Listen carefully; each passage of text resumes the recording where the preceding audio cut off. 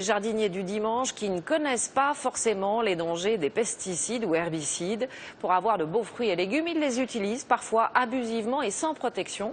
D'autres amoureux du potager ont déjà fait leur petite révolution. Tout est vert, même les engrais. Le reportage est signé Gilles Marinet et Guillaume Michel.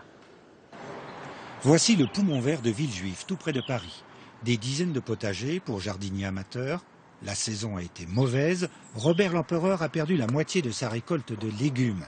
Une météo défavorable, mais aussi les insectes parasites. Alors, dans les semaines à venir, il va traiter une partie de ses cultures avec des produits chimiques.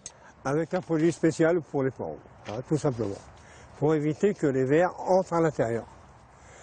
Les tomates, c'est un autre produit. Il y a la bouillie bordelaise aussi. La France compte 17 millions de jardiniers amateurs qui ont utilisé l'an dernier 8000 tonnes de pesticides. Danger pour leur santé, pollution possible des sols et des cours d'eau. C'est pourquoi Gilles Melin, autre jardinier, a renoncé, lui, aux produits chimiques. Dans cette grande surface, les produits naturels pour l'entretien du jardin sont de plus en plus nombreux.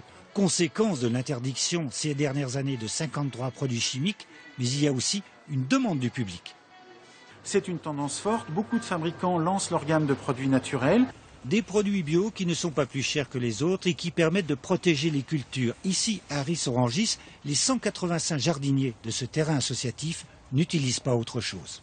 Il y a une obligation qui est dans le règlement intérieur, qui est de ne pas utiliser de produits phytosanitaires.